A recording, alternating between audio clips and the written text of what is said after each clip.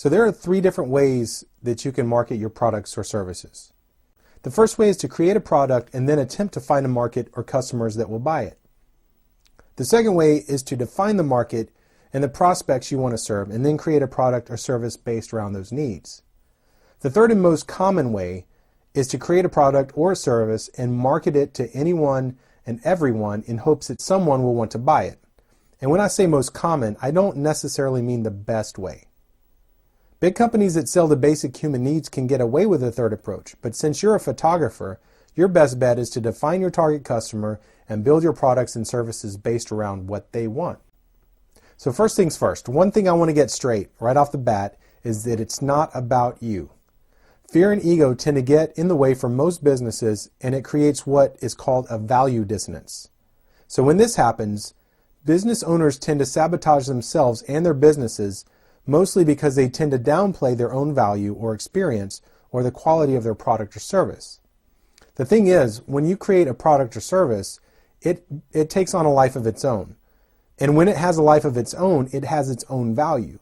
So a lot of photographers starting out question their own value and that they don't think the customer will be willing to pay a lot of money for their services. The thing is, you never know what your client is willing to pay for, so don't make assumptions. So I'll highlight this with my story to give you some context regarding what I'm talking about.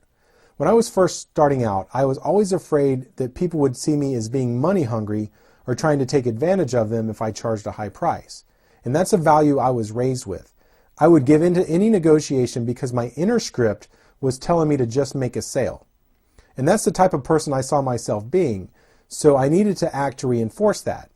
I mean, I eventually got over it, and I saw that if I didn't make profitable sales, then I wouldn't be in business very long. So what I'm saying is that for a lot of people, you have to overcome yourself in order to be successful. You have to give your customers something to believe in, and they won't believe in you if you don't believe in yourself. Now back then, I always felt awkward marketing myself. So when I did my marketing, it got to where I was making other people feel awkward too. And that made me feel more awkward when I was marketing myself.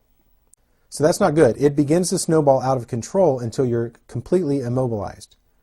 So at some point, when I finally realized that marketing was something that could empower me, my entire mindset shifted and my success with marketing skyrocketed. So what happened was that I focused on the process, and I enjoyed the process of marketing, and I stopped worrying about the outcome. So if you concentrate on the process, you'll get much better at it. Stop thinking so much about getting an outcome and focus on the process. Now don't get me wrong, the outcome is important, but you can't really control the outcome. All you can control is the process, so that's where you need to focus your mental and emotional energy. So it seems to me that most people starting out in photography, their business stumbling block is trying to determine how to price their products and services. It would seem obvious, but it really isn't. But you will need to cover at least what it costs you to do a photo shoot. Now this is your cost of doing business. This is what you put in as a business owner in order to do business, and it's how much it costs you to do business. A very simple formula for figuring this out is to determine how much your business expenses are and then divide that number by the number of shoots you do over a certain period of time. So let's say your expenses for any given month is $1,000. That's just an example for easy math.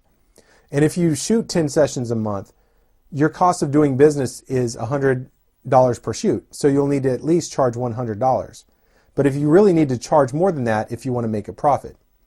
So before you ever sell anything, you need to work out your cost of doing business.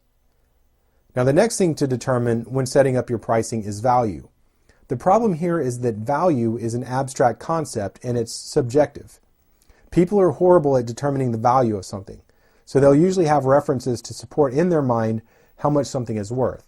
It comes back to the heuristics thing. They'll compare things based on their previous experience. The same thing can be said for photographers trying to base their prices on value. And many often rely on the market to help work the prices out. But as you may know, some products can cost several thousand times the amount of a similar product. For example, let's look at a car. The function of any car is to move someone from point A to point B. So that's the primary functional utility of a car. Why does a base model Ford cost $15,000 to $20,000, but a Rolls-Royce Phantom costs nearly $500,000? They both will get you from point A to point B. So there's definitely something above and beyond functional utility that people value and are willing to pay for the roles. Granted, more people buy a Ford than a Rolls, but the perceived value clearly is higher in the Rolls-Royce. So determining where this value lies is the primary driver for setting pricing. So there's a way to identify some areas where you can demonstrate the value. So the first thing that people generally equate to value is quality, but that's not always necessarily the case. You could have similar products of a similar quality, but one has higher perceived value. The question becomes, does the market want the product? So it doesn't matter how well something is designed or how much it costs to make. If nobody wants it, it's pretty much worthless at any price. The questions that need to be asked in order to determine value is, how well does your product or service solve a perceived problem or fill a desire? Are your products credible? Now, what I mean by that is, do your customers believe that your product will solve their problem or fill their needs? Also, does your product appear scarce? And what I mean by that, in that it's not immediately available to anyone and everyone. So is there an exclusivity attached to your product? Better yet, does it have high visibility and high demand so that not everyone can get it? That's even better. And it's not just your products. Your time can also exhibit scarcity, especially if you don't take every photo session that comes your way. And outside of that, don't be too accessible to anyone. You should always have a reason for communicating and interacting with a customer. You should always either be selling or serving. If a potential customer seems wishy-washy or you don't think they'll buy, go ahead and cut the conversation short. You have to understand from a business point of view that it's a waste of time to talk to people who aren't going to buy from you and they don't have any plans on buying from you. You just got to figure out how to do this without being rude. So spend your time with the people that have shown to be your ideal customer base. And if you're going to increase your perceived value, you should identify any weak spots in your products and services and work to improve them.